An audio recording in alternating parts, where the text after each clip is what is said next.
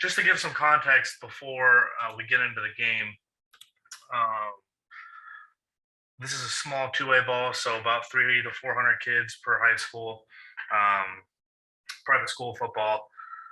The team that we're playing, St. John Newman, is in our conference. We played them every year for the past 15 years. We've only beat them once in 15 years. We've only had one winning season since 2010. At this point in the season, this is week 8. We were 5-1 going into this, only giving up 5 points per game, and we had 4 shutouts going into this. So winning has come hard to the program, and that was kind of what I learned in this game. In the game after this was that there's a difference between learning how to stop losing and learning how to win. This was probably definitely our most difficult opponent, and it came kind of in the middle of the season. We hadn't really been tested yet, especially physicality wise. So I knew, because I've played St. John before, I knew their coach, I knew that it was going to be a physical ball game, and we hadn't really been tested in the run game. So it's really, you're going to see here, this is where we get tested. So we'll get right into it. By the way, real quick, I just got to say, man, props to you for doing this. Like, I don't know many people that be like, hey, here's a game where we were not great. Like, and to come on here and be so like open about it and all that, like, you got some cojones, man. I just wanted to say that up front. Like, credit to you for doing this. I wouldn't have done this. I'd have been like, what are you talking about? Bad game. What are you nuts? I appreciate it. Iron sharpens iron. So, I'm all about winning. I'm just competitive. So whatever it takes, whether it's being vulnerable or whatnot, this is really where the growth takes place, instead of just watching in clinic season. A lot of us see a bunch of clinics of really polished drill tape or really polished cut up clips. It's kind of good to get to the nitty gritty of it. So getting into it, our game plan was they were 95% run to the tight end. Now this quarterback is the 2A state player of the year. He plays safety as well.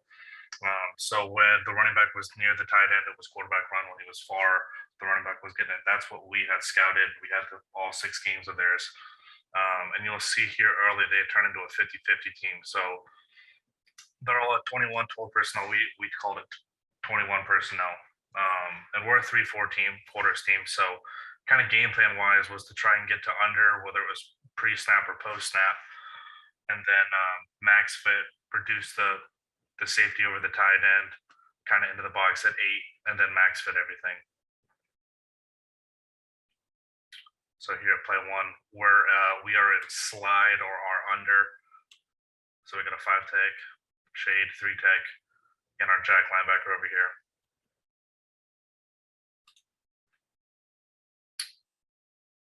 Do you have any end zone film of Tyler?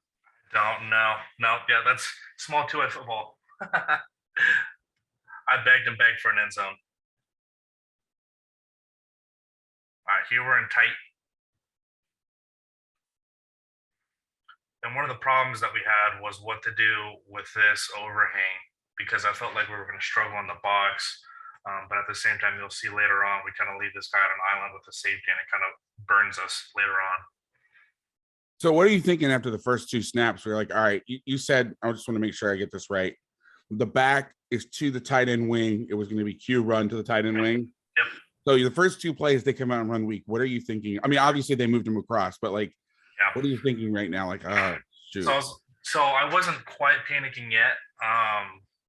The plan was just to get a 5 tech over here and play over, or pull a string that way, so we get a 5 tech over there to kind of, so that the H-back couldn't get to the backside linebacker. So that was the plan. What happened though was they were 50-50, so I didn't have a good feel for the game on where the ball was going to hit, whether it was to the tight end or to the weak side, and I kind of was almost guessing where to put the 5 tech. And we have a front where we do heavy 5s, but then they started running A-gap power as well. So it was kind of rough. I kind of rocked back on my heels and was kind of just pointing, throwing a dart at my call sheet.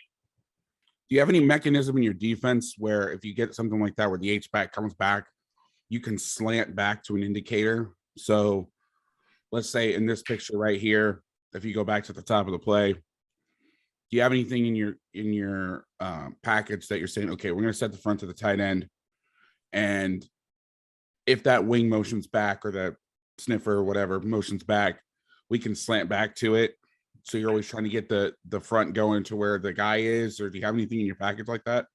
That's a really good idea. So that's another. We set the front and we set the strength to the tight end, even if it was 3x1, because of their tendency and what we game plan. So when they hot motion, or is what we call hot motion, no, that's not something that we have in. That would be a really good idea. So you're saying as soon as you hot motions, you slant or bring pressure on top of the motion. So what we would do is, and again, we're an overfront team. So the whole thing was to get the 3 technique to the side of the ball where they're going to run the ball. And obviously you don't always know that, but if they start giving you indicators, we would do something called Tai Chi directions, where you set the front to the tight end or whatever. And then if you get stuff that's moving and they're trying to move it fast to try to get the ball moving that way and get hats to it, you slant. So you'd line up, you would say left, left, left in this, and then you'd say lucky, lucky, because he's to the left. So everybody's slanting the left.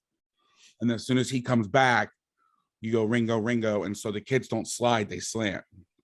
And what you're trying to do is you're trying to pick off, because if you get the, well, so you're already got the 3 technique over there, so you're actually good. But to get bodies, especially with pullers. Now, do your guys, by rule, if you get back blocks and pull a cross face, do you cross face on those blocks? We try to. So we teach them 2 ways. We teach them based on depth. So if they're too deep, they try to U-turn and chase tail. If they don't, if they can read the block fast enough, they try to cross face. So we kind of taught it both ways. Some kids were getting better one way and some kids were better the other way. So it kind of depended on the person. We didn't have really bendy athletic 3 techs. So a lot of them, we tried to cross face. Gotcha. What coverage? Like, what? I know you say you're in quarters. Yeah, What? we play quarters and 2 read this entire time. So What's your coverage to the wing and then what becomes the nub side on the motion? To the nub side, we'd end up manning this, or we call it lock. So we're playing poach to the trip side. So safety is taking 3 vertical. Into the backside, we're just man on the tight end. Now in 2x2, we would play 2 read to it. So if they switched, because they ran a ton of switch verticals, we were playing 2 read to it. To the wing? Yes, sir. Okay. Yeah, to both sides. And you'll see this right here. They run counter bubble. Because it's like you're gapped out with your linebackers, right? Alignment wise, Yes, AB.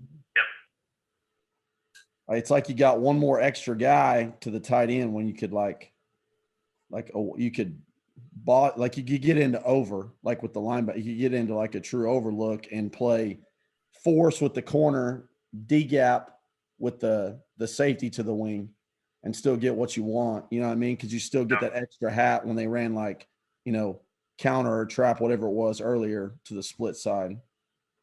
Yeah. Get into like a true 40-10-40 look. Okay. Yeah. Slide a bit. I see what you mean. Or Also, well, go ahead. Or like if you're 4-3 or what you'd have an overhang player there, 2 box backers, and then you still got your safety in your corner to play, the wing and the D and the E gap. Mm-hmm. So also, I think you can cheat those guys down. I mean, the guy with the tight end looks like he's at 10. I don't know how good that tight end is, but that sort of look, if you're because basically you're playing man on the tight end wing, you're banjoing. I mean, you're playing 3/2. That guy that's walked out, I wish I could draw. The guy with like the pink glove. I hope they all don't have pink gloves. I always do. The guy with the black cleats. They're like, they all have black cleats.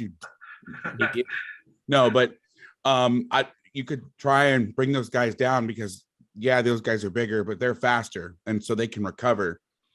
And you can also steal those guys on cutback quicker. Mm-hmm. Yeah. We tried to scoot him up more and more as the game goes on. You'll see him start scooting up. Now, this strong safety for us was an inside backer. So where he struggled the most throughout the season was getting burnt vertical. In fact, kind of lost the game on it. So that's we try to tell him 8. So when we play to a condensed side, we told him 6 to 8. We gave him that cushion, and then the corner we said 5 to 6 is what we wanted him at. Now I think he's a little scared here. We told him flat foot read, not pedal out as well. Now to the twin side, this was a problem that I ran into. Typically in our base rules, we apex out here, of course, to the twin side. Now, because I was so nervous about the run game, we just brought that guy into the box and kind of prayed to play 2 over 2 and play 2 raid and hope the corner would make the play on the bubble here. And you'll see, I think it's the 3rd or 4th series, they take an 80-yard bubble for a touchdown. And we kind of ended up having to start mixing up what we did with that overhang. Do you play any cover one?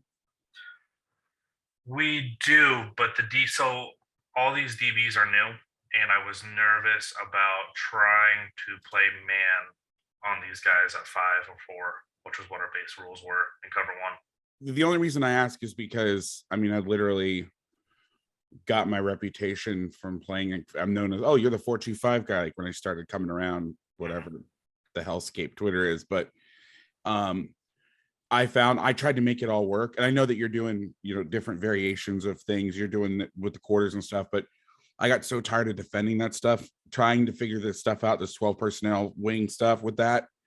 I just found that going under 1 and just saying, screw it, bring the corners over.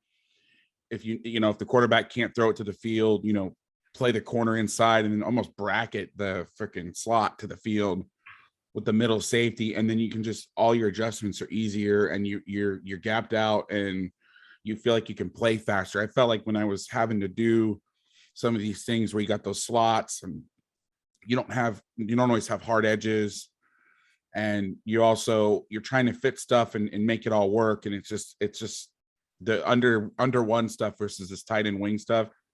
It's what's the guy, the Ron Popeil, the rotisserie mat, the set it and forget it. You remember that stuff, Brendan? How can I forget rotisserie? Rotisserie, yeah, set it and forget it. Just line it up. Set and forget it. Set and forget it. We're just gonna play. Play. Anyway, I'm just thinking out loud here. Yeah, absolutely. I was worried a little bit about playing cover 1 because, like I said, the safeties were so new and they had kind of been beaten in man before. So we just decided to say play 2 read to the twin side and then try to reduce the safety that was over the condensed side and try to max fit it. So that's kind of what the plan was. And you'll see in the 3rd series, it still didn't work out that way with the 12-yard cushion. We still kind of get burnt. But here's kind of what also made me rock back on my heels, because I was thinking, okay, with their hot motion and they're running to the hot motion or to the H motion, and then they brought it back with quarterback GT counter. So it was another wrinkle that they hadn't in before.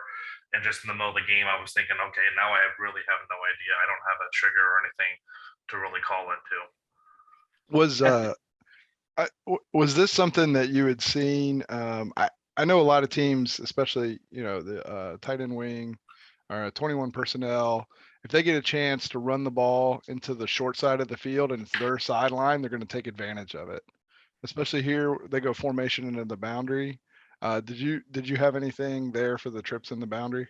No, they were 50-50 when we scouted it. And then they also later on, they'll run some fly sweep stuff with some of their speedy kids into the field. So we didn't really rely too much on that tendency. Really, like I said, all we really narrowed in on was where the tight end was. At least that was game plan wise, that's where it was.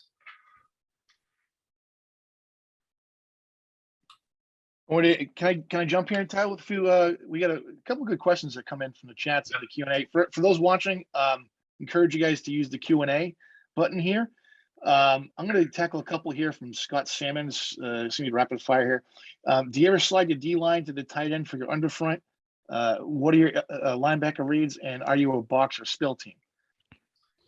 So yeah, we do pre-snap stem, and then we can also play like Theismann, Orton, or we full line slant to get to under. So we have 2 types of under. So we play under, just regular attack react, and then here, if you see the front, you'll see slide. So slide is us playing react attack, and then we're ball fitting at the second level.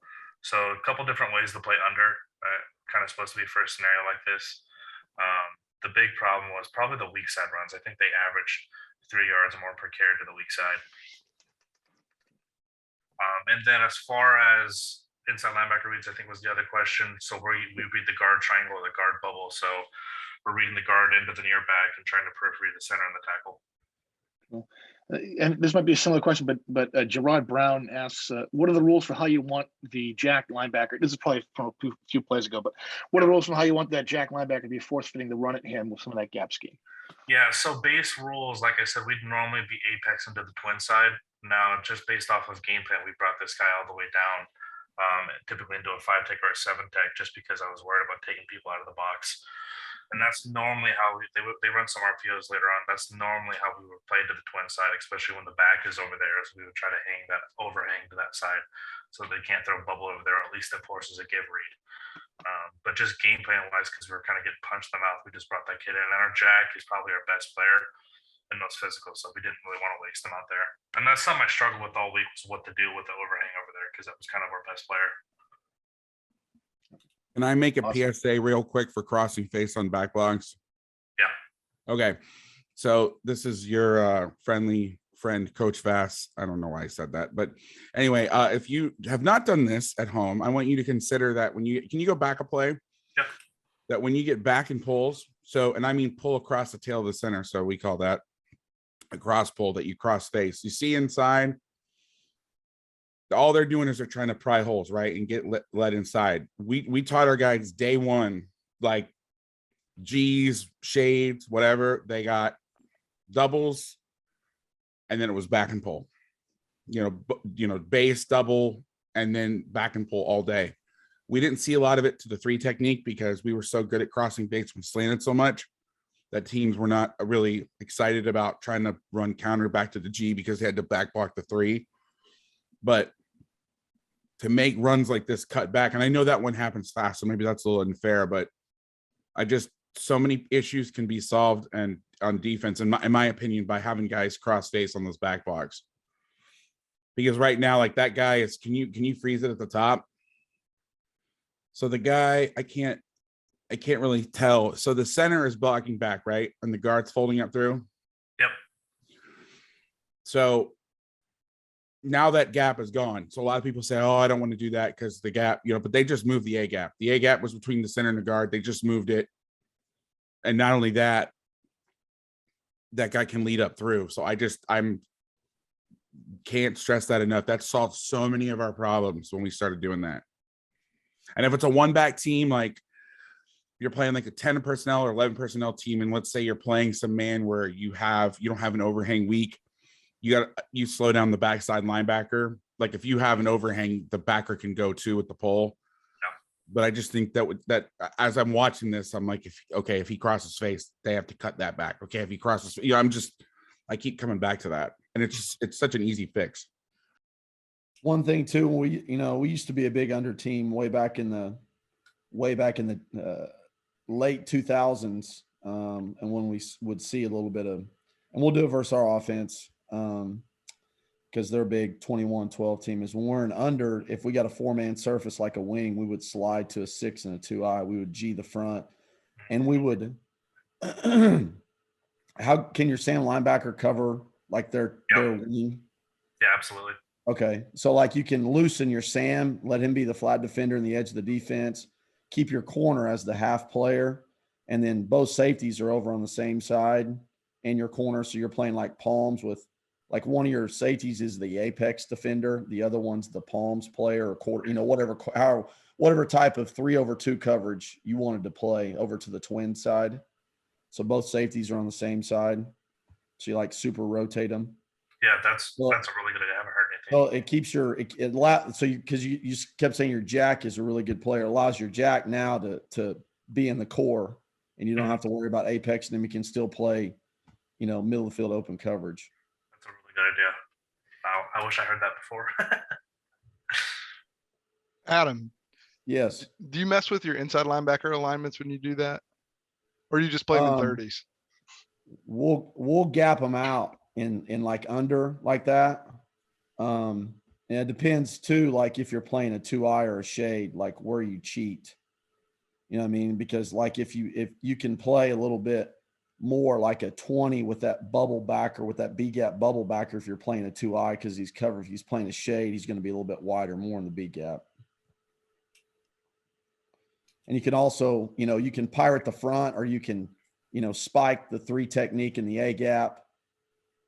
So that way it's because with the wing, it's still like Y off. So it's still like 2-back run game. So it's lever, spill, lever, run fits, but now your lever player is the apex defender. So you got to get the ball out to him. So you've either got to play like, I can't remember what's Bama call it. Vass. Pony? Yeah. With the 3 technique, to the 3 technique side, That you can one's play Jimmy. heavy with those 2 guys, or you can pirate or, spike the 3 technique. Where Talking you about got the float front. no, like where they're playing heavy, like the 3 and the 5 to that side are playing heavy technique. Oh, Like, Jimmy Jimmy Pone. Pony. Yeah, what Nima I said. couldn't remember which is which was the bubble side and which is the 3 technique side. but Pony's the 3 side. there you Yeah. go. You could play pony with those guys, or you could pirate, or you could spike, and that way you get the overhang and the fit. The other thing, Oh. Tyler, when I get into situations like this, is start giving the rat the cheese. So if you're like slide everybody over, because they're all they're doing right now is seeing where you're lined up and running away from it, right? So give them a look, get them checked to the sideline, or get their coach thinking, oh my God, we're gonna run this, and then slant and then bring a guy off the edge. And so I find that most offensive coaches, I don't like speaking in generalities, but I find that, when you do that, they have to then run, even if you do it every play. Let's say you do it 90% of the time, you line up heavy to one side and then you slant away from it. And they start picking up on that. And they're like, oh, they're always slanting back. Psychologically, they then have to run into the side where you have everybody lined up. And I'm talking like on a macro level. And most guys, because if you run to that side, right, then you look like an idiot. If you're like the one time that you don't slant back and bring a guy off that edge, and you just leave the guys there, and then they have to run into that look. So you're forcing them to run into bad looks. And there's a psychological component to that. And I think that sometimes in situations like this, if you're trying to hunt and peck and you're trying to get the pen back, or, try to get the momentum back, I think there's some merit to being like, okay, well, this is where you're not going to run the ball. And then I know that, and you know that. So you're going to go over here. So now every other play, I'm going to slant there. Now they have to run into looks that don't look good. And they don't like being embarrassed. I mean, nobody wants to, it's like mugging the A gaps. And then you're like, oh, they're not going to bring those guys. They keep dropping them out. They're not coming. And then one guy comes right through and the quarterback gets blown up. And then you look like an idiot for not adjusting to that. Does that make sense? Yeah, no, that's real good. And I probably needed some of that. So my first year, when I didn't know what was going on, I would just call everything. And then this year, when I didn't know what was going on, I didn't call anything. So we play a ton of base here. I mean, we changed the fronts. And in fact, you can attest. You watched one of my games last year, and you're like, dude, you got to stop bringing your Will linebacker. Like, he's a beast, but you can't just call it every time because you don't know, you're losing them sometimes. And so, like, I took that psychologically, and I was like, okay, well, if I don't know where the ball is going to hit, I'm just not going to do anything. So you'll see. I mean, we're only playing quarters and 2 read. We have a bunch of cover. We play 1 cross, 1 rat. We play all the Sims and creepers. We have Theismann and Orton and spike 1 rat and play 1 rat. You'll see I don't run any of it because I could not figure out where the ball was going. And that's a little bit of inexperience on my part, just having coached a ton. Yeah. I haven't been in a ton of big games. I was just like, okay, well, I guess I'll just like base is best. So we'll just go out here and play base and mess with the front a little bit. Yeah, your comfort. Yeah. Explain to the listeners or the viewers what Theismann and Norton are. So Theismann and Orton are probably our 3rd and 4th most calls. Let's see if I can get tight in here. So Theismann and Orton. Theismann would be to the tight end. Orton would be to the open side. And they're really just ways of getting to under post snap. So the strong side 4-eye would slant into the C gap. And then you would keep the backside 4-eye and the nose as well. So Theismann bring pressure on top of the tight end. So the Mike linebacker would be on a gap insert. And then Orton would be the open side. So the Will linebacker typically would be in the insert. So you would get a 5 post snap, your nose would lag, and then you get a 4-eye to the backside, and then you either add your Mike or your Will linebacker. So it's another way of playing under post snap while still giving the kind of tight look pre-snap. I get some free advice rolling in the Q&As and a question, if you don't mind. Yeah, absolutely. So Scott Salmons, suggestion for outside linebackers DNs to wrong arm the puller. We had great success with this at Ankeny. Often we end up in the hole making the tackle. We also teach those positions to squeeze down blocks and constrict the hole as much as possible. Against gap teams, we implemented a read technique with our 2Ts. They read the center, the center blocks at them, they loop around. The center blocks away, we try to slant behind them into the backfield. Both 2Ts take the first step into the A gap. If it's a pass, they react the same way to the center. If the center drops back, then they rush the A gaps. I love this free advice coming in for you, Tyler. I hope you're taking lots of notes. Adam Gaylor made that famous. The And then I got 2 questions here. Gates. One from Paul. Vass. Yeah. So 2 questions here from Paul Simino. You ever call cover 3 at all? We'll do that one first, and then I got one here from Matt Brown as well. Yeah, so we don't play really any cover 3 besides fire zone coverage. One, I'm just not. I've never really played in a huge cover 3 system. Haven't coached in it either. So I'm not super confident in calling or coaching cover 3 to our DB guys or us as well. So when we play middle of field close coverage, or when we run all of our 5-man pressures, we end up turning them all into cover 1 pressures. So a little bit weird, unless we run the occasional fire zone, but I don't love spot dropping a ton, so we don't play a ton of fire zone coverage. And then from Matty Brown here, what is your thinking behind the cornerback being 7 yards off in 2 read? Quarters this guys? Do you ever press his alignment more? Realize you said they were a switch verts team too. Yeah. But yeah. We played around with pressing during spring and summer. And like I said, we replaced all new DBs. So in fact, this DB over here, this corner over here was actually an outside linebacker that got moved to safety, that got moved to corner, just because physicality wise, he kind of struggled a bit. So we kind of were in and out with the corners and the safeties. And pressing just really, I would love to play press quarters like Wisconsin and LSU when Aranda was there, but it just wasn't super realistic for our kids. So we played typically what we would say in 2 read was we played 6 to 8, and then quarters we typically played 4 to 6 is what our base rules were. We got another question here. I don't know if we should answer this right now or later. I like this one. This is a Coach Vass specific one from Lorenzo Robertson. As a Massachusetts guy, home of the double wing, I love this question. Coach Vass, we were a 4-2-5 team as well. We could not stop a double wing fullback dive. What adjustments do you make? Cut their linemen. Seriously. Cut the lineman? Cut them. Get in 2s and cut them. And it'll help you on sweep and stuff too. Every once in a while, since those guys like to high-low in the backside because they take advantage of the rules. Most states, I don't know, you're not supposed to be able to cut from 4 yards from the ball. So usually outside the tackle's a no-no. Mm-hmm. But because they got condensed splits, they can cut. So they high-low. They'll back block. If you play a G, they'll back block and high-low you every time. So you know what they don't like? Getting them cut. So getting head up, 2 techniques. And we call it root. We had root and then we had all root. I know I'm really good at naming stuff. Can't you tell? And we would just throw on them and they did not like that. So that'll stop that real fast. Fight savagery with savagery. Yeah. Awesome. We're in the second drive now and our offense scored. So it's 7-7 going into this drive right here. I want to know how you get this sweet overlay with the camera logos and everything. Dude, don't even. I begged our camera guy. He could not figure it out. So I was like, I already got too much on my play. I'm just kind of whatever. We'll just take it. Can I plug Hudl Focus here? Is this a good opportunity? Go ahead. Absolutely, it's the perfect time to do it. You want me to do my ad read? Hold on. Let me find it. God. He's gonna do his ad read live. I'll do a live ad read. Just keep going. I'll find it. It's all good. I couldn't resist. Keep going. I have a question about their run game here. It looks like it's mostly counter and power here. Do they ever run their counter with the tailback on the same side as the counter? Or are they always running it opposite that tail there? They're always running it opposite. All right, and then they'll just QB counter back against it if they're gonna run away from tail. Yep. I know like a couple of teams we face, so we'll run our counter with tailback to the counter side as well, and we'll RPO that overhang defender there.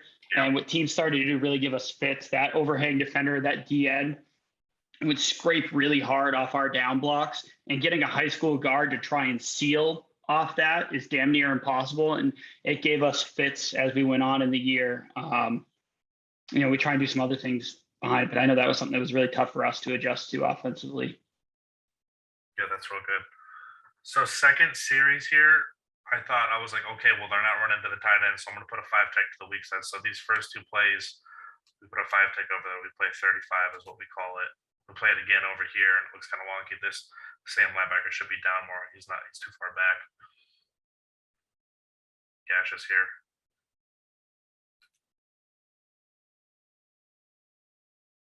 This is our first big play of the game. This is my little 5-6 safety making a play here.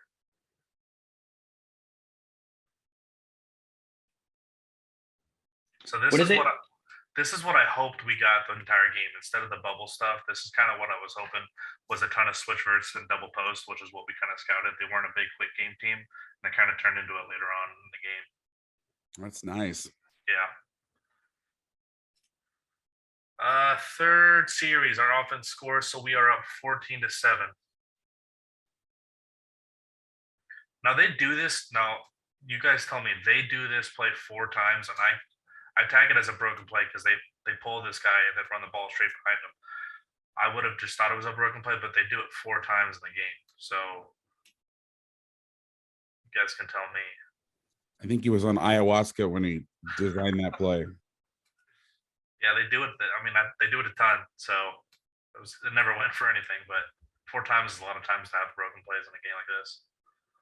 Well, especially if they look exactly the same. Like if they had other broken plays that were different style, but to have the exact same play, yeah, you know what I mean? Like it's wild. Yeah, you'll see it later on. I tagged the same thing, broken play power, and it doesn't go for anywhere again. They run 4 times. This is where we started. This is where we started. Go ahead, Tyler. I didn't mean to cut you off. Go ahead. No. This is kind of where we got into trouble. Was usually, like I said, we apex this guy out or play him 90% over 2, and we were getting punched in the mouth the first 2 series. So we bring this guy in, like I said. This is kind of where we ran into trouble. So go ahead, Gaylor. What were you gonna say? Do you play any 2 trap? A little bit of it. We don't major in it, but we do have it in. Like fire? Do you ever like fire zone with it and run like, I don't know what Aranda calls it, like Sam and the strong safety, like shake is what Georgia and those guys call it. And play some kind of 3 over 2 behind it. Yeah, really the only time we play double. It's a way that we play double edge or saw dog is we play 2 trap behind it. That's usually the only other time we play 2 trap unless we get a big tendency. Because I know you said you didn't play a lot of fire zone, middle field closed coverage. That's a good 5-man pressure. I like versus 12 and 21.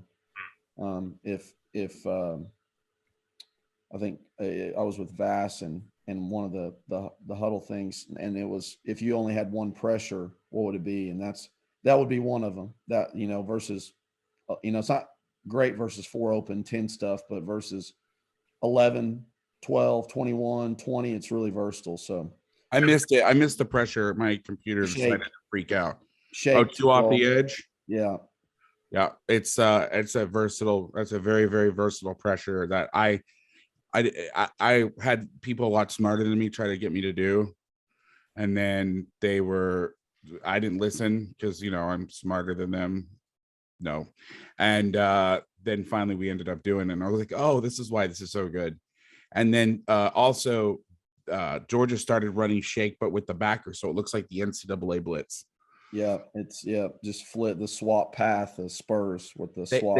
And the reason they do that is because Shakes was good because they used to blitz off the edge and show 3 deep, and then they were showing it early and then doing it and rolling over the top. But I think, and I don't know this for certain, I mean, I can ask Dan, but I think that they stopped doing it as much because they weren't bringing as much edge pressure. So you weren't fooling anybody because it's like, oh, here comes the 2 trap. But you know what I mean? So they were just like, let's just do it. Plus, with all the RPO throws and stuff, it's easier if it's closer.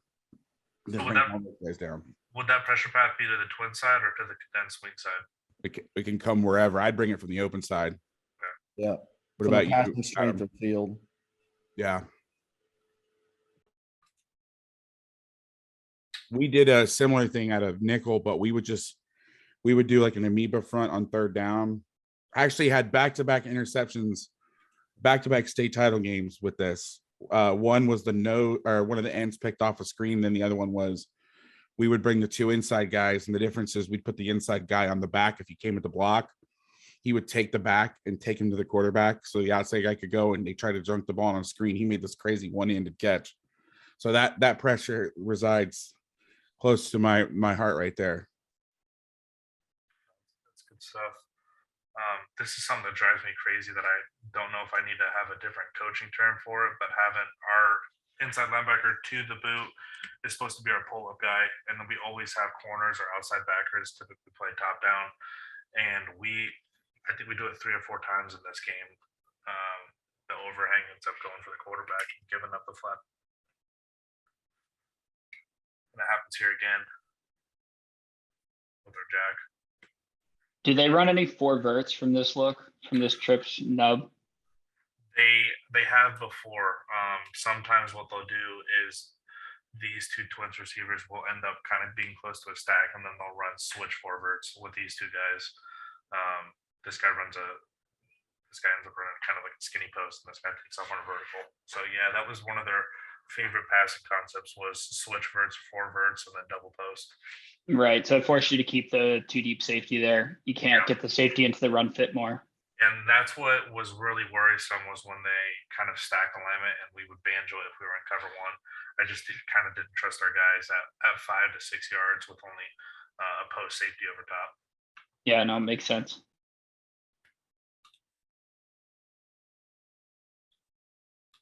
So next play. Brendan, you want me to do my read now? Yeah. With Hudl Focus, you have none of these Hey, things on coaches, your screen. hands-free foot. No, I'm For all those who have seen the quality, I mean, you guys, some of you guys have seen this, right? I mean, the quality on these things and not having to rely on someone to move it around, just be able to fall. I mean, it's amazing once you check it out. So that's unreal. Tyler, maybe wherever you land, you can talk to them about getting a Hudl Focus in their stadium.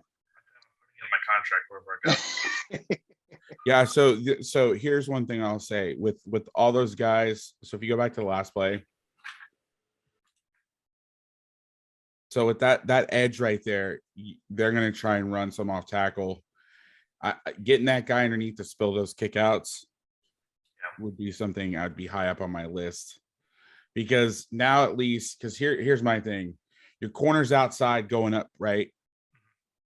So let him go run, you know what I mean? So right now, if that guy's boxing, he has to fit inside, and with lead blockers coming through, where if you knock that out, you may get both those guys and the DB's outside anyway, and then he can turn it back in, and then your safety can overlap. That's one of the best things we've ever stumbled across for defending that stuff, especially in 2-backs. Like, just get somebody down on the line, and that you get that down block, what you're going to get with that edge, and just come down and just annihilate the first thing you see, and then get upfield, call it stack and press. Yeah, that's what we teach. So we teach down block, steal a wallet, tight, and then spill it. And it's literally all we ran during the week during individual was read block recognition. So the outside backers were running down blocks and spilling. The inside guys, the 3 techs, were cross facing on down blocks and kickouts. And then inside backers were just reading guard pulls constantly. And the first couple series, they refuse to do it. In fact, I think I call a timeout here in a second just to yell at them about it.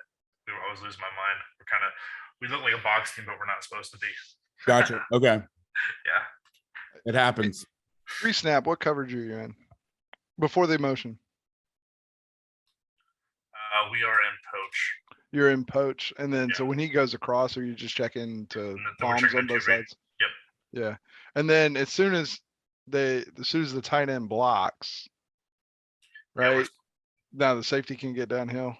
Yeah, so the way it should fit is the outside backer spills this, and then you're kind of like playing lever, spill lever. The safety's supposed to reduce down to the box.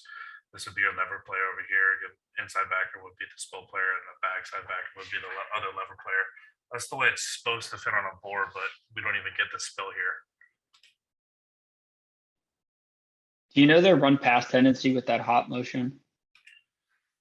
So they didn't hot motion at all on our opponent scout. This was the first time the hot motion was against us. So I didn't have a tendency to go off on in game.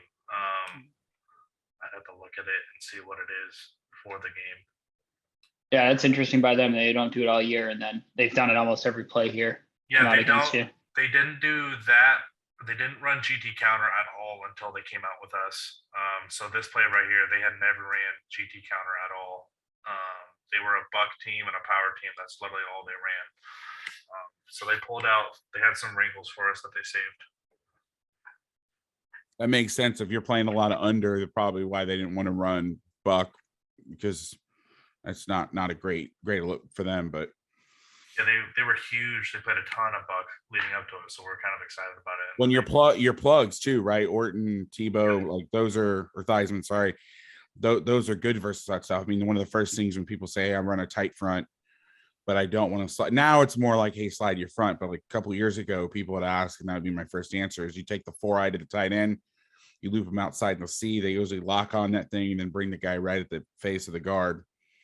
And a lot of success. So that's probably why they thought you were going to plug a lot. It's like, well, it's just down block. It makes sense. But I mean, kudos to them. I mean, I know that if they run similar plays, it's already in there, but to put in an entirely new run play, that's not something you see a lot. You know, you'll see like adjustments, but to actually run, did they not run counter at all? No, they didn't run counter at all. That's pretty, I mean, it's almost a sign of respect, either a sign of respect or they think we're washed and we won't be able to defend it. I choose to look at it as a sign of respect, but I'll take it that way. We tend to get a lot of really weird offenses of the week just because we're one of the only odd front teams, especially because we're a tight base team. Everyone knows I'm a tight base guy. So we get a ton of off tackle when a lot of teams are, or we'll scout a team, there'll be 10 personnel and then they'll show up and there'll be 21 or 12 or 20. We get it all the time. So we're kind of used to it at this point. I don't know why, but I'll take it as a sign of respect. Start to see more outside zone too with the tights. Yeah, a ton of lead stretch, buck, dart read, power read, off tackle power, all of that. No, I don't even know. I've actually never seen this before. So someone tell me what you would tag this as. It's speed option with a puller. It's power read toss. Is that what it is? Okay. Yeah. I mean, let me see what they're doing on the edge. You might bring that back. Just are they not? Yeah, it's power read toss. Okay. This is the only time they ran that. That's another thing that we had never seen. But with the lead back, run it back one more time. I'm sorry, I'm a little slow. Yeah, it's a little different that they use the back to block, and it's the wing that's the pitch guy. I like that. It's actually a nice concept there. I actually like that a lot. Yeah. Great. Now we're helping offenses. Cool. I hate that. I think the tough part about this play though is that if you force the quick pitch, the wing isn't going to be in pitch relationship. Yeah. So you can just charge this. It just ended up beating with them. I see what you mean. Yeah, I don't know why they went back to this because this is about wide open, but this is the only time they run this.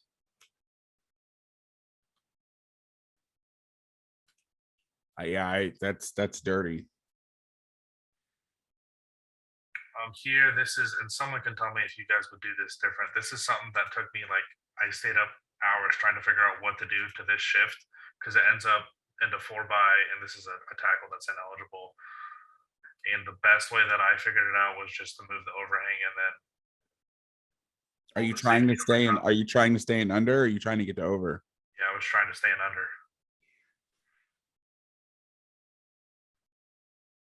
Yeah, I'm you know my background. I get scared of those with the 4-man services like that playing under. I mean, I think it's good for some stuff, and I know I mentioned that earlier as an adjustment, but also there's part of me that I want to try to get off double teams. You know, if they're not, try to pull them off, and you play a 3, a 6.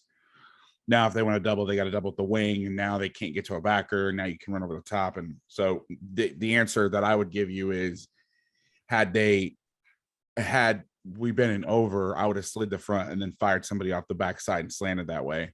And then the hardest part is getting the backers to play behind those slants. And Adam can attest to this. We've talked about this before, but getting them to fit back There's an art to that. And by art, I mean lots of tears and sadness and yelling. But that's one thing, is just get everybody moving, because they're trying to pry holes open. They're trying, everything it's either zone or gap, right? They're trying to block down, kick out, lead through. And if you can get guys across all that stuff, you make the ball cut back, which is not what these guys are. It's not like they're running a gap to wind back power. Like look at the back's relationship to the quarterback. It's hard to really get too downhill. So just a thought. Just offenses don't like when you come across their back blocks. And I believe that anybody that says, "Oh, what about the cutback?" Their offensive plans, don't listen to them. If I can jump in here, Tal, I like this question from Scott Sammons again. Did they have tendencies out of that shift to quads? No, so they had the same tendencies. It did not matter what formation they were in. So they run tray off nub. They ran this condensed swing with the twins, and then even in empty, and we'll get to empty here in a sec. They ran the same. They had the same exact run tendencies, which is why we kind of went, all right, well, we don't have any tendencies to go off of. The only tendency we have is the tight end. And when that went away, that's when I kind of panicked. Was like, all right, we're just going to play base to everything, because I can't figure out where the crap the ball's going to be. I talked about this on the pod before, so excuse me if you guys are hearing this again, but there was something that stuck with me over the years. Was Chris Brown wrote a article back, and he talked about that. And I was gonna be like, what are you talking about? But he talked about this Edgar Allan Poe poem back from whenever, and there was a game back then. It was basically like rock, paper, scissors.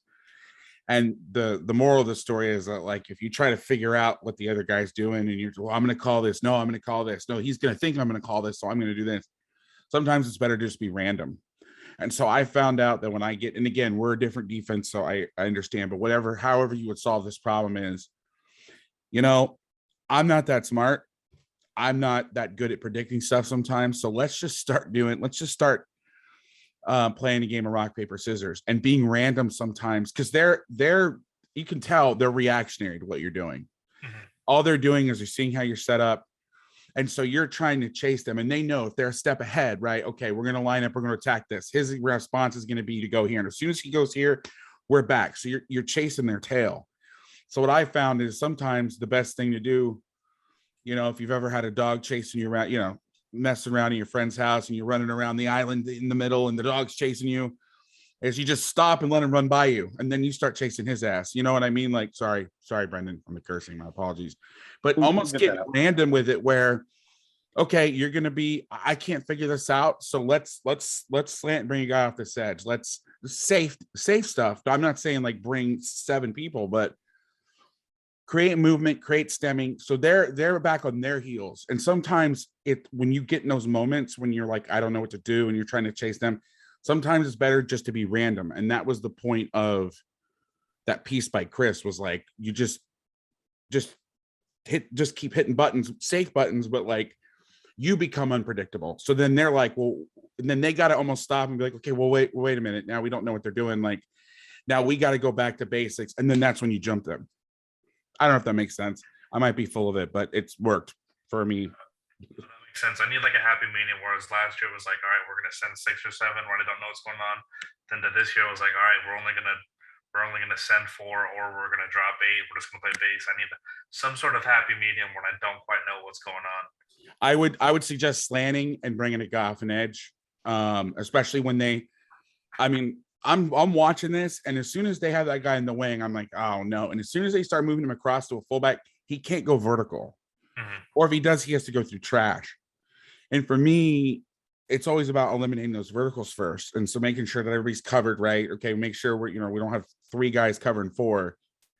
But when, like, right there, right before the ball snap, like, he can't, I guess he could go squirt through the line, but that's tough, man. You know what I mean? And so take advantage of that, where, especially, and I know it's hard in the game, but the relationship between the back and the wing, or activate pressures or activate slants based on where, if they go somewhere. So we're not going to do anything, but if he goes, we're going to all slant to him. Or something like that. And you bring a guy off the backside, and then you have your backers play at the other side. Now, next time we're going to blitz to the motion and slant him back, and you're just creating a moving target. So now they're having to guess instead of predicting and knowing where you're going to be. Yeah, I'm glad you mentioned that, talking about sliding that guy across. Like, as an offensive guy, if you start to get that safety, have him come down with that guy who's sliding across and get another guy in the box, like it's going to force me to react differently opposed to him just staying back there. I still have the advantage that I want inside the box. Yeah, that's real good. Do we want to answer a few more questions, Skylar? Yeah, absolutely. Cool. Good one here from Jordan Marlowe. Do you see a lot of full personnel teams, pro? If so, what do you do for it? We struggle with inside zone due to the extra gap being created. I don't know if anyone else wants to answer. We typically play under 1 to all 12 personnel. We don't get a ton of 12 personnel like ace stuff. You kind of see this right here. This is the only time they run this formation. We typically go to under 1, and we play key or city, whatever you want to call it. Explain to the guys what that means. City and key. So your safeties, it's kind of like post snap rock and roll, and so it depends off wherever the back is going. So the safety to where the back goes will end up playing down. The safety on the other side will end up being the post safety.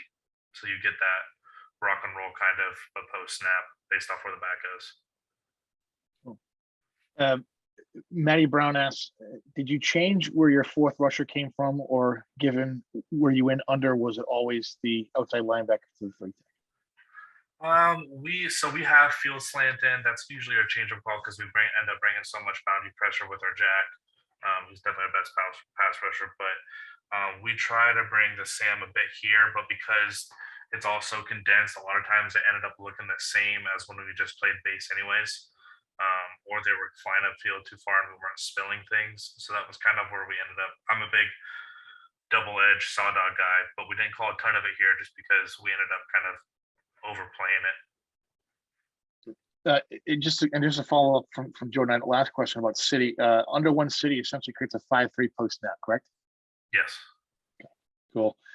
One more here from Joey Turner. It was an interesting one here from Lorenzo about 4-6 defense. I might want to save for later, but Joey Turner asked, what look do you get in when you get towards the goal line? Could that have been a change of pace you could have used in short yardage downs? Yeah, so what we typically do is we have a heavy personnel package up. We like to play towards near the goal line where we just play cover 1. We take a safety out and we bring another D lineman and we play kind of like a 4-4. Like I said, I kind of went away. Like I said, I went super base. So we have 3 personnel packages. We play the peso 2-4-5 stuff. We play our base 3-4, and then we also play a 4-4. And I kind of felt after the second series of getting that interception, I didn't want to go away from base too much because I felt like we could still kind of stop it. At the same time, also most of these guys are one-way players except the D line here. So they go both ways. So it's really kind of expensive for us to bring that extra D line in when they're going both ways. Well, they're already kind of leaning on us as well up front. You'll start seeing we have to start making subs here in a second up front. So I didn't really want to go to it this early. Yeah. Does this play all with the 4-6 defense? I want to make sure I get Lorenzo's question here about the 4-6 defense. I'm just generally intrigued by it. No. Get Rex if you're interested in it. Rex Ryan's books on it are good. The video series is good on it. I don't know where it's put out, but check that out. And then there's a Twitter account. Just look up, Google 46 defense Twitter, and there's a guy. I think it's Real 46 defense. Real 46 defense. Oh my God, I had him on the podcast. Why am I blanking right now? I feel like a terrible person. But anyway, Robert Rubel. Yes, thank you. Yeah, Robert Rubel. See, yeah, I knew that. So thank you for bailing me out there, bud. But awesome dude, posts a lot of great stuff on it. And then if you can find the great late Rick Bojack, I don't know if you guys have ever met him. He used to speak at a lot of Glaciers. He loved him some 46 defense. Those are some good resources to start. One more, and then we'll go ahead. We'll keep on. Luke McGinnis following up here. To Vass and Gaylor, same question as Joey Turner. What do you like in this red zone situation? Go ahead, Adam. I'm making you go first. Like versus a 12 stuff here, I'm assuming. Let me Brennan, make sure I get that. It is. He's talking about what look do you get in towards the goal line? Could have been a change of pace you could have used in short yardage downs. Yeah, I mean, versus this, I like the under one stuff. I mean, I like what you're getting with the Y off the ball. The one key stuff is really good. You know, even getting in some brackets down here. Yeah, that was gonna be my answer. Yeah, and playing some like 7 stuff. You know, some man match quarters down here. I would play on if it was. I mean, again, this is like fantasy defense time, right? Like you can do whatever you want, and it doesn't hurt you, right? But under 1, but I'd bracket the slot. So because America's red zone play right now is, you know, run a corner route by 2. So although 2 doesn't look like he great going vertical. So I don't know. No. He's got the special order Nikes with the cement in them. Yeah, this is their 2. They typically had a pretty fast kid here. He's number 10. You'll see he takes the next play house. I'm kind of curious here because this is kind of a big moment, at least for us as staff. We felt like we were always the more physical team before this game, and our little linebacker, in fact, he's playing in the All-Star game, kind of meets him at 2 or 3 yards and ends up getting pushed. And it was kind of a wave started to crash. And I haven't played. This is probably the biggest game that I've ever coached in. And I haven't been coaching a bunch of big moments. What do you guys like to tell your kids when, you know, they're kind of not meeting the standard, they're in a big moment, and things aren't quite going on how they expected it to go? I'm just curious. The beatings will continue until morale improves. No, get them if they're not being aggressive. I almost sound like a broken record, but if they're not being aggressive, make them aggressive. Because I think part of it is the hesitancy is he kind of doesn't know what he's seeing. He's hesitant, not because he's afraid necessarily, but that he's thinking about something else. He's thinking about them. He's thinking about, oh my God, we're down. And take the thinking out of it. And especially with your best player, figure out a way. It's almost like an offense, you know, like you hear the John Gruden stuff where he has that play call. And I know everybody does this, but this is where I first heard it back in with his book. But he's got a sheet or part on his sheet where he's like, how to get my best player the ball, right? If I see it, and so similarly on defense is how do I get my best player he's not himself right now. How do I make him more aggressive? And it also depends on what he's doing. Is he flying around running the wrong way? That answer will be something else. But obviously talk to him about it and then figure out ways to get him going. Say, hey man, we need you right now because I got, you know, I'm going to put something in for you because I think we could take advantage, you know, lie through your teeth if you have to on the sidelines. Like, Yeah. You got to be mom, dad, Dr. Phil, like you have to wear all these hats on the sideline and just be like, listen, they can't handle you, man. They can't handle you right now. We're going to bring you on this pressure. And it could be total BS, but they can't handle you. You know, we're going to bring you through. Or can you do this? Can you handle it? You know, and try to get them to be like, you know, I got this something special for you, you know, love them up in that way, but also get them physically going. Just, you know, Yeah. let them go blitz that gap or something. Yeah, that makes sense. So this is where I definitely usually, like I said, this overhang would be over 2 or outside leverage of 2. And this goes house here. So the score up until this point was 14-14. This makes it 21-14. Do you think the players' mental state was affected? Because you said the waves started to crash because they look like off the bat, they look like they were playing super fast. And Yeah. it's not a scheme issue because you said you went base. So it's not that it's not like they didn't know what to do. But what do you think happened? Was besides that play, was there something else that was happening? Was the offense moving the ball? Like what was the Yeah, we can see the offense over here, and they just scored. So it's 14-14 at this point, or 21-14 at this point, I think. That was 14-14 at this point. So I honestly don't know if it was because at this point, we haven't given up any points really in this season. We're not used to giving up points whatsoever. We had just been ranked for the first time ever in the newspaper in the top 10 for public and private high schools. Like we were riding this wave. and then all of a sudden, 2 out of the 3 series we get punched in the mouth, and we kind of hung our hat on stopping the run. It was the complete opposite of what we had been seeing the first 5 games. So I think that had a lot to play with it. And then we didn't get a ton of juice from our offense just because this is the first year we had a ton of one-way players. I'm used to kind of playing with two-way players where, if the offense scores, they still kind of feel that vibe. And we didn't get any of it here. Do you think they're thinking about that 15 years deal? You said you hadn't beaten 15 years. Absolutely. Or once in 15 years. Yep, absolutely. We play our rival the game after this, and we gave up like 40 or something like that, and we've only beaten our rival one time, and we were up in that game as well. And kind of the same thing happened. We go up in early, and then a couple drives don't go our way, a couple third and longs don't go our way, and then you kind of start seeing this crop up again, which is kind of why I asked, what do you tell your kids when moments like this happen? Because they look like they're playing a lot slower than they were at the beginning of the game. So either they're tired, I don't think they've given up. I mean, you're in the game, but they're tired, or they're something's up. And obviously, they hit this big one right here. It's only going to get worse if you don't stem the tide. But I mean, this is hard because I don't know the kids. Like, does loving them up help? Does challenging them help? Does screaming at them help?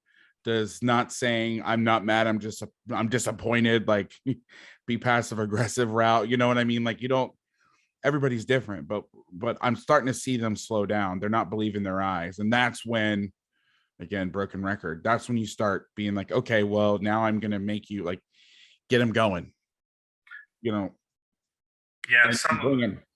each kid was different. Some kids needed to be screamed at, and that's what they took to. Other kids, you had to pat them on the butt and blow smoke up their butt when they were struggling or whatever. So it kind of was dependent on the kid. Now on the sideline, I was kind of losing my mind a bit just because we hang our hat, like I said, on stopping the run, and it's the first time all year where the physicality didn't match what we were seeing from the other offense. So it was a little ugly on the sounds, but I'm not a big screamer. So it wasn't anything outrageous or anything like that. I think it was more shock than anything. Yeah, and your outside backer's starting to hurt you because you've got a 3 and a 9 who's off the ball. Yeah, I mean, that's get that guy down, crashing in, and that's where, if he's not going to do it, bring him. That's where you would start to be like, okay, because we would always carry a lot of redundant calls where like, all right, we're going to play like underquarters or whatever, where you're smashing down off the edge, and if you're getting that down block and you're coming down and all that stuff. But we'd also put in a blitz with it, and one of my assistants one time was like, well, why isn't that our base scheme? And I'm like, yeah, but if he's reading too slow, you gotta force the issue, and you just gotta bring him. So before I interrupt, some free advice here from Scott Simmons. Ask them what they're seeing. Ask them what they think will work. Ask them what they think they need to do to make a play. Not easy, right? Yeah. In fact, I think I can remember asking that, and they were like, "They're doing exactly what we practiced against. I'm just not doing it." So it's kind of like at that point, it's like, well, if you know what you're not doing right. Like in the beginning of the game, our will linebacker wasn't reading his guards really well, and he was kind of coming too far downhill and then getting caught up in the wash and not reading the flow. And when I brought him to the sideline, that was our will. He's in the All-Star game, like I said, so really experienced player, one of our best kids. He was kind of like, I'm just not doing what I'm supposed to be doing. I don't understand why. And they end up fixing it because we only gave up one score in the second half. I just think maybe the moment got a little bit too big for him, for us, me included. So this drive, you included. Me included. Yeah, this is a 2-minute drill. This is right before half. So they're catching everything now. You see them. Everything is they're catching all the blocks. They're catching the. I don't know if it's fatigue or they're just afraid, like, okay, we can't give up this big play. It's 2 minute, and you start playing, like you said, back on your heels, but they're not striking people anymore. Yeah, definitely a little bit of both. I think we're either in 2 trap or 2 read here. We switch on this, and it's supposed to be the safety over at the top, playing this post or the cross. He kind of knows after it laps his hand. Is flood their favorite pass? Yes. Yeah, they switch Ferguson flood. It's pretty much all they run. They only run it to their right. They won't flood to their left. No.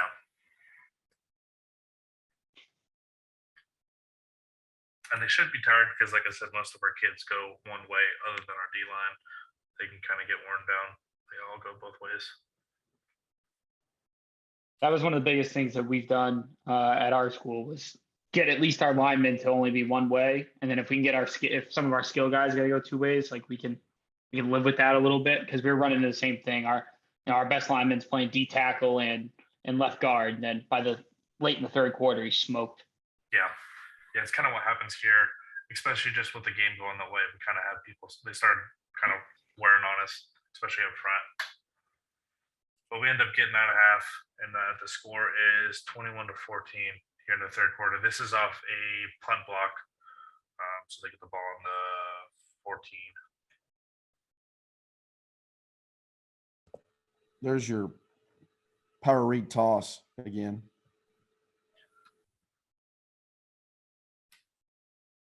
Oh, yeah, you're right. They do run it twice.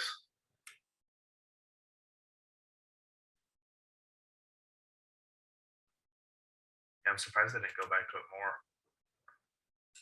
We get lucky with a hold. And I'm an under here again. So, like, I'm still completely, this isn't the third quarter, so I'm still kind of completely guessing on which way the ball's hitting. I'm almost playing like, all right, what they do last time, maybe they won't do it again 2 times in a row, so we'll play 35 or over.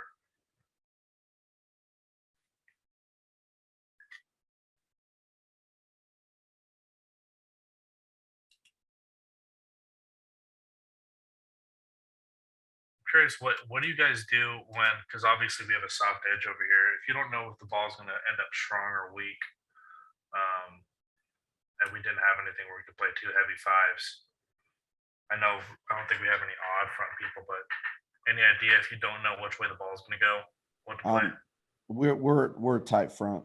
Are you? Base. Okay. All the under over stuff was way back in my youth. Okay.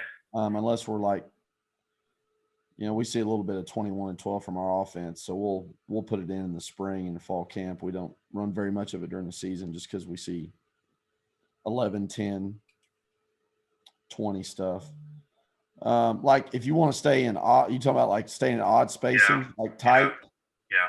So like versus that, like a couple things. If you want to play middle field open coverage, you play whatever quarters, whatever 3/2 coverage to the trips. If you want to stay in 4 eyes, again, it's not great versus wing. You start getting in, staying in 4 eyes versus wing stuff, it gets a little hairy, Yeah.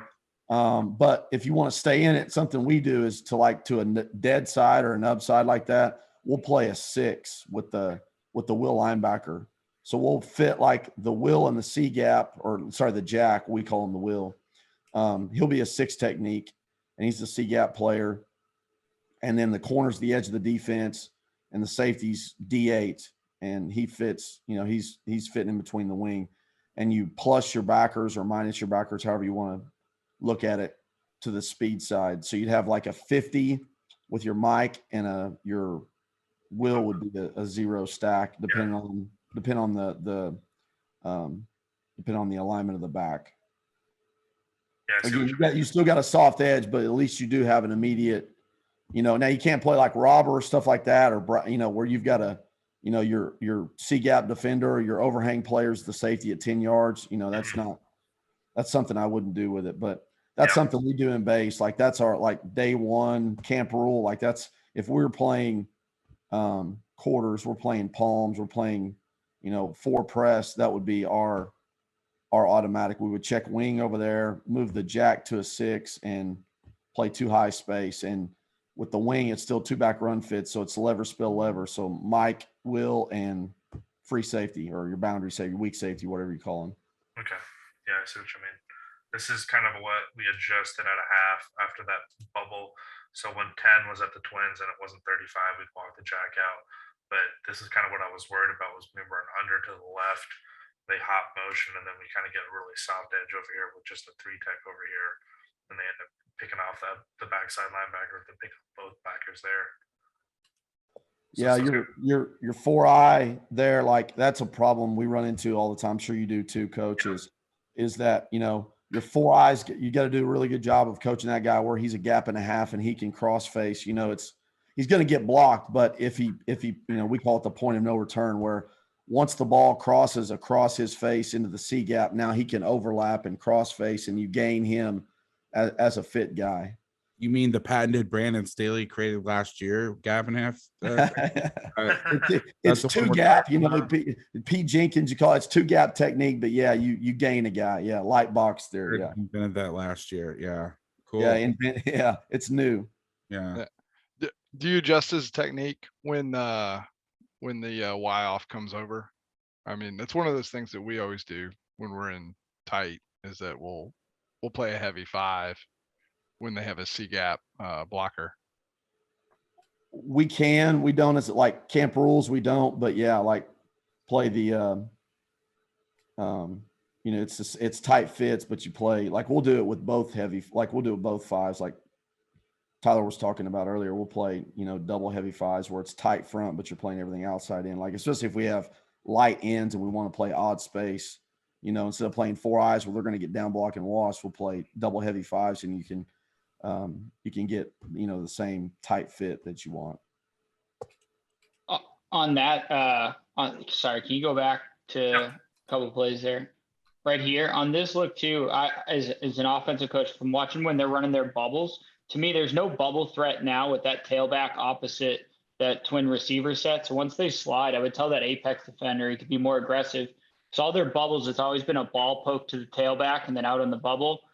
Yeah. He's not going to ball poke there. And it seems like most of the time, though, that tailback has been to the backside. This might just be, you know, the exception for them here. Yeah, that's how we're supposed to play our base. Is if you're the overhang to the back, you hang because you're the read guy in RPOs, so you end up hanging. You're out of the fit, and then if you're away from the back, you're in the fit. So you play 50% or 60% to the box. And watching them, like we RPO every single play. These guys, it's not a ton of RPO. It's more, you know, they're calling like more play action. They're calling out their bubbles. Sometimes the QB looks like he's reading it, but not too much. Yeah. This is that broken. I tell you, they ran this 4 times. They pulled the guard and run the ball behind them. I don't know if it was just 4 broken plays or not. That's a sick play. I wish they ran it more. I like that one. Not the power. Did they follow it up with power read toss? Yeah, here it is again. Oh, that's great. One of the worst plays I've ever seen in football, followed up by one of the coolest I've seen in a while. Maybe they're lulling you to sleep. They're like, dude, wait, we're gonna confuse them. This is on 3rd and 19 too. Oh, the misery! Don't tell me they get it. Don't tell me. Okay, good. Do you want to see that? Do you want to see their fake field goal that they score on though? No, back. I'm good. I don't need you to relive that. That's I saw that earlier. I felt we ended up losing the game on a fake field goal. Not like at the end, but that was the difference. Yeah, so that we stopped them there, even though they blocked the punt. We get the stop, and on 4th and 15, they fake the field goal. They do a throwback. So the quarterback was their kicker. This 2-way player of the year, he was their kicker as well. So he ends up, they just like direct snap it to him. He runs to the right and throws it back to the holder to the left, and no one was over there. So going into this series, the score was 28-14. You're up or down? You're down. We're down. Yeah, this is off of another offensive turnover. Right Same here. play. Yeah. Power read toss again. As long as they're not getting the ball and you're 14. Yeah. Yep. Well, the offense was moving the ball in the first half. In the second half, they turned the ball over 4 times. So it was kind of like they played great in the first half. We played bad in the first half. Well, Tyler, I wouldn't beat yourself up. Like, I know you're like, oh, well, I didn't know where the ball's going. I don't know where it's going. Like, I think they're doing similar stuff with like, just there is no rhyme or reason. Like, well, I mean, that's not fair. But like every time they're lined up, I'm trying to guess where. And you and I have watched film together. After about a couple series, I was able to, you know, at least have a general idea. But they're running with the quarterback with the lead blocks. What it does is obviously that's a hat. That's very obvious. But when they're doing this stuff where they're bringing the back across and then pulling the guy weak, it becomes hard to guess where they're going to go, because you see the back to the wing, you're thinking, okay, you know, if you get a back and a wing on the same side, okay, we usually get these plays. If they're opposite, you get these plays. They're not doing any of that. They're not doing, they're breaking all the sorts of tendencies or any sort of like normal, I don't know, stuff that you see the sniffer du jour offenses do. I mean, right there, I'm thinking, okay, the back's even, the wings away, maybe stretch, and then they run quarterback counter, which they didn't even run counter. Yeah. So like, you know, this is where it becomes the rock, paper, scissors, because that's what they're doing to you. And if you can't figure it out, you have two choices. You can either play base defense and they're going to pick you apart, or be like, all right, dude, well, guess what? You're going to be random. I'm going to be random. And then let's see who can guess right. And I feel that there's a better, and I know some people listen to that and they go, that's dumb as hell. But you know, what's the hardest thing? O-linemen like to block pictures, right? And so if you're giving them the same picture and they're able to mess around with you, and now you got backers going different ways, they're seeing the back come across and the guard tackle pull, and it's like, oh my God, what's going on? The best way to sometimes do it is, you know, there's the whole readers and screamers thing when offensive guys are studying defenses. Do they read? Are they blitzing? The answer should be yes. We do both. And that's where I think just bringing good old fashioned edge pressure, slant the line, or pinch a guy here and there. And then you start getting your rock, paper, scissors attitude involved. Now they don't know what's going on. And now they're having to guess, and you're having to guess. And then all you got to do is win one first down, and you know, Yeah. if you're not giving up big plays, sometimes I look at it like it's hard to explain, but you know, let's say there's a drive and there's a potential for 3 or 4 first downs, right? And we're going to say this with the argument being that they're not going to give up any like bombs, right? Mm-hmm. They're getting plays, but they're getting 5, 6, 7, 8 yards, 2 yards, 3 yards, whatever. All you got to do is win one first down, and now the ball's in your court. And so sometimes on that first down is when you want to be unpredictable, get them behind the chains, and now they're reacting to you. So that would be my figure out some safe ways this off season to start doing that sort of randomize what's going on. Yeah. Because you'll hurt yourself trying to guess. Mm-hmm. And they know what they're setting you up, right? Yeah. I mean, so, and also those, I mean, what's really hurt you here is the edge defender to the tight end wing. They're just not on this play, obviously, but like, he's got to come up there and you got to find somebody or get somebody that can go in there and just wreck shop. And if you can't, it's going to be hard. Yeah. You know, that when you're in split safety defense, you got to get the ball knocked to the edges, right? Mm-hmm. So, sorry, it was a little Can we take one question? This one's for Coach Gaylor from Kyle Peters. What is your technique and read with your double heavy fives? We're going to play a tight 5 technique, and you know, we're going to have our inside foot back, inside hand down, and we're going to attack through the V of his neck, you know, through his throat. You know, when we first started doing it years ago, we would say, all right, you've got to win inside. If that guy bases or reaches, you got to win inside. Well, now I just want him to get vertical. So on a base or reach, I want him to, sorry, I about went Vass there. I want to knock him straight back and get as much depth, you know, get the blocker to as much depth as possible, and make the ball bounce. And then obviously if he's down, we're going to friction and be flat with our eyes down the line, looking for color at us. So our eyes are down the line to the backfield, but obviously it naturally puts us under a kick block. But we're gonna key the offensive tackle, and it's a good way. Like if you're a tight front guy like I am, it's a good way, good change up. Especially, you know, I've done it in the past where when I had smaller, you know, like 200-pound ends, you know, we're going against, you know, 270, 280-pound offensive tackles. Now we can be aggressive, use our athleticism, and still get that tight front fit. That's real good. Well, we get the fumble here. We finally spill the ball, and this is one of the times that I guess lucky. We get a 5 tech over here to where they're running the ball, and we end up spilling it how we're supposed to fit. Even though we missed some tackles, we end up forcing a fumble and give back to the offense. Attaboy. Hopefully they did something with it. No, they turned the ball over again right here. Oh, sick. Right afterwards. Turn the ball over after a couple plays. So score still 28-14.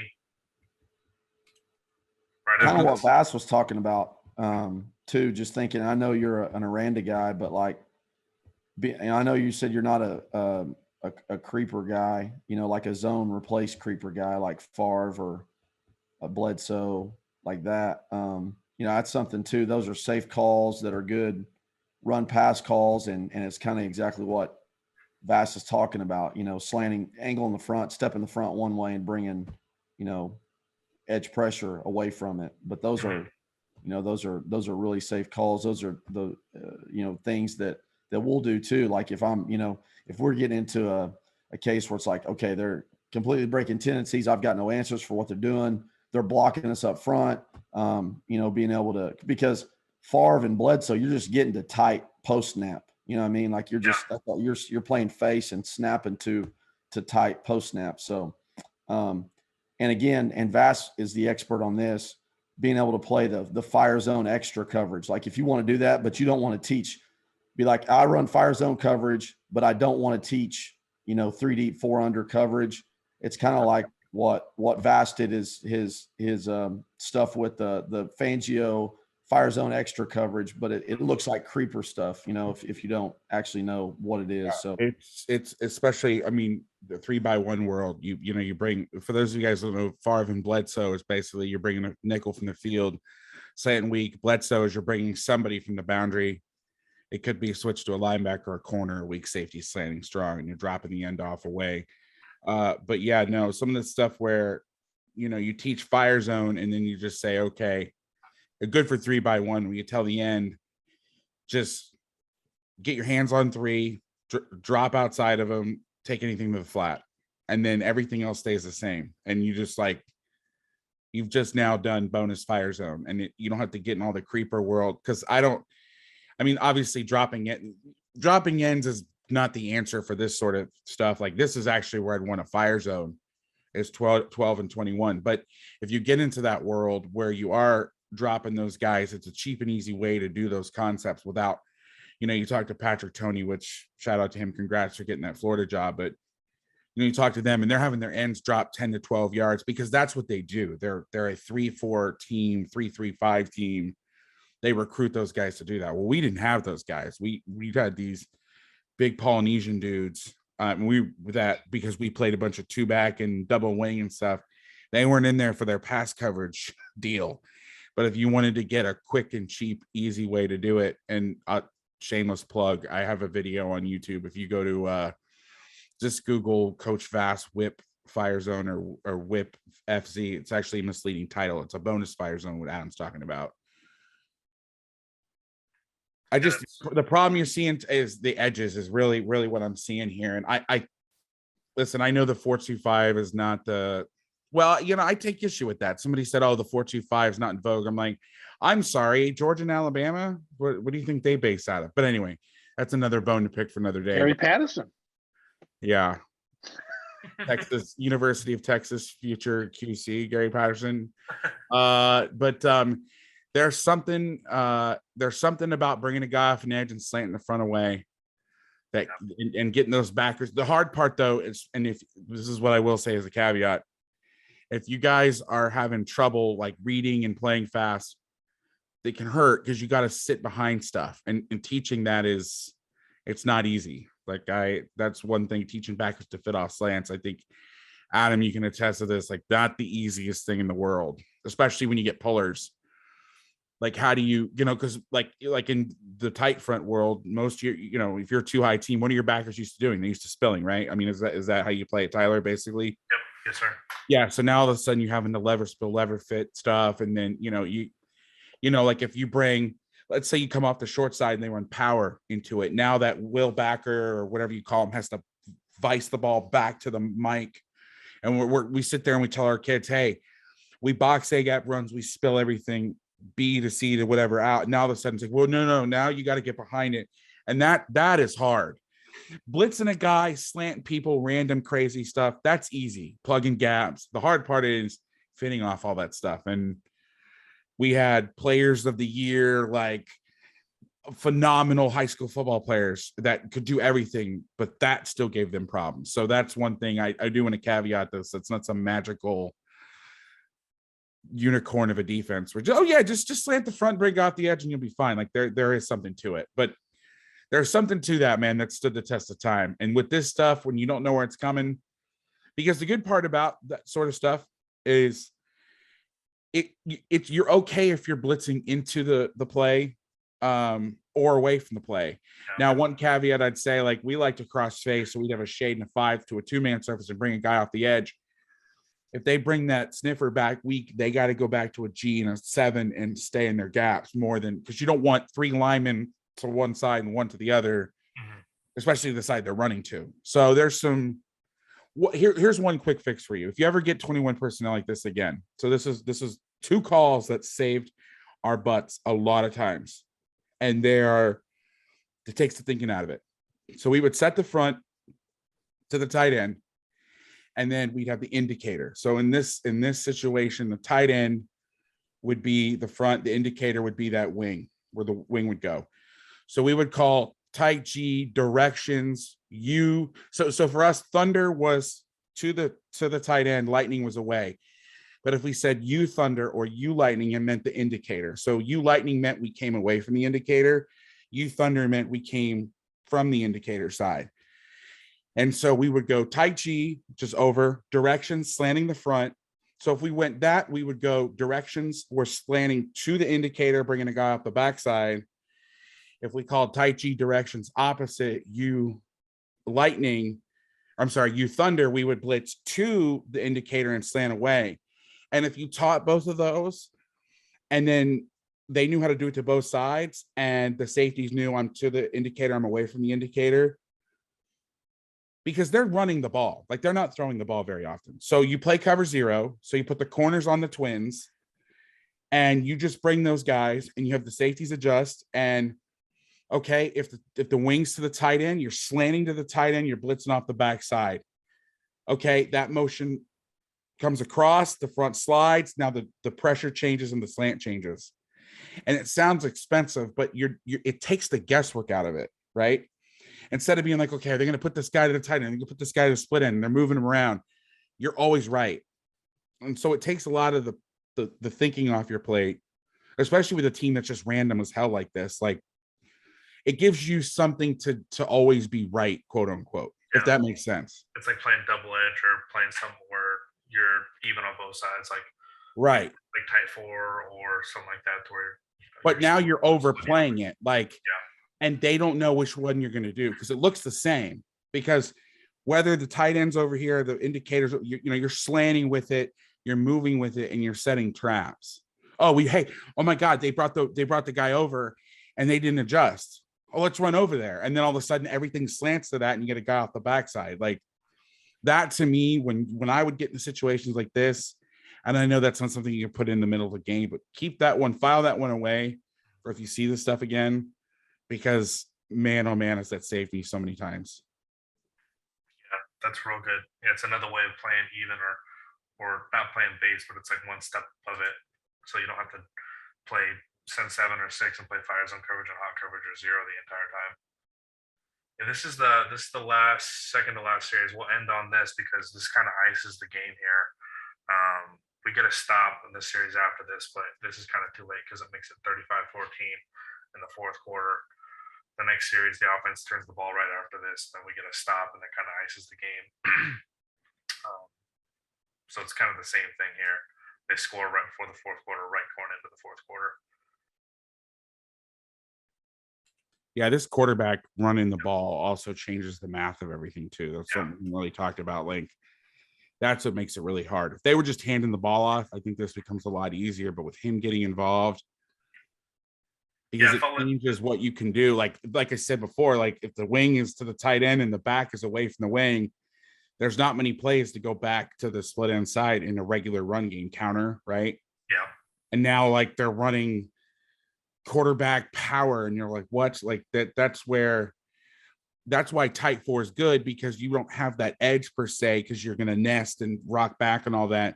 But now with that guy can just snap the ball, you're running quarterback power against a 4-eye, and there's nobody on the edge. Yeah. And now that poor RPO defender is like, oh my God. This is where I think in this situation, you really want to max fit this, because if you're having problems bleeding out, bring that apex defender and say you don't get wider than 4x4, and you just play man over those two guys and take your chances. Yeah. Yeah, it was kind of a damned if you do, damned if you don't. Because Yeah. I still had that big 80-yard bubble that was in the back of my head. And I was like, okay, my kids can't cover. Well, I think obviously can't cover, so I got to bring the apex out. Well, then they start running this quarterback stuff to the apex, and it's like, well, I can't. I still need them to play in the box, so it's kind of I couldn't do both. I kind of felt like I was -1 wherever I went. But I really like that stuff that you guys talking about playing just a step above base. I needed to mix it up a little bit different besides just playing under, over, and tight. So we'll end with that. I appreciate you guys. Let's see if I can stop sharing this. And we're back. We are back, gang. I hope you guys had as much fun watching this as I did. Just kind of be on the periphery here. As always, man, I'm just super impressed by how many people stuck around for this whole thing. We're coming up on close to 2 hours, and the questions that came in all night from you guys watching, the dialogue from you guys up here in the panel was just really impressive to see. And Tyler, I hope you got a lot out of this. I feel like I feel like I just got the history of football in about an hour and a half here. So hats off to all you guys. Any closing remarks here before we conclude? No, just real quick. I really appreciate you guys all coming out and helping me, giving me ideas. It's always good to get a third person, or in this case, third, fourth, and fifth person to kind of take a look at film. Because after a game, a lot of times you make hypothesis and you kind of put the bed or the game to rest with the staff afterwards. So I kind of already have my thinking of, and it's always good to get a different perspective on it. So really, really appreciate everyone coming out and helping. Yeah. We got a guy who said thank you from the UK. It must be what, 2-3 in the morning over there? Andy Brown, yeah. Oh my goodness. 2:40 in the morning. You guys over in Europe who watch our webinars are some of my favorite people. You guys are dedicated. I think he's on Pacific time. Coach, I have a question for the audience. Have they checked out the Hudl Beta yet? Oh, This is the future of Hudl, and it's going to supercharge the way you got your opponent. No. yeah, no. Well, listen, what you saw tonight is the new Hudl experience. Anybody who wants some coaching up on that, just put some time on my calendar. We'll chat. And by the way, good segue back to again. I'll drop the calendar link here one more time for anyone who wants to see the latest developments on this thing. We're always looking for feedback. I would love to see the latest developments, Brendan. Please send it. I'll send it. You can probably just text Nate or something like that. So, there's the calendar link to meet our product manager, Nate Patterson, see all the latest developments with this Hudl Beta experience we're continuing to build with. Also, feel free to give me a follow on Twitter if you want. I'll put my name in there for anyone interested. But yeah. Again, you guys are all phenomenal. Thank you to everyone watching for all your great questions tonight. Man, I think we got to do something like this again, Vass, don't you think? Tyler? Yeah, I think we should watch Gaylor next. We should. Let's put him on the pillow. We watch him play the fighting. He's played too many bad games, so our offense saved us all year. So there's none. I can't just pick one. The Luke Holtz BS. We'll get Yoda on board. Keith Riggs. See how Coach Riggs. Yes, he's the sensei. Yes. Cool. Well, everybody, thank you for tuning in. We'll have this recording up soon. Be on the lookout for that. We'll be promoting it on email and social and up on our YouTube channel as well. So, but unless anyone else has anything, thank you all on behalf of our panel from Hudl, and I hope you guys. Hey, let's have a great off season.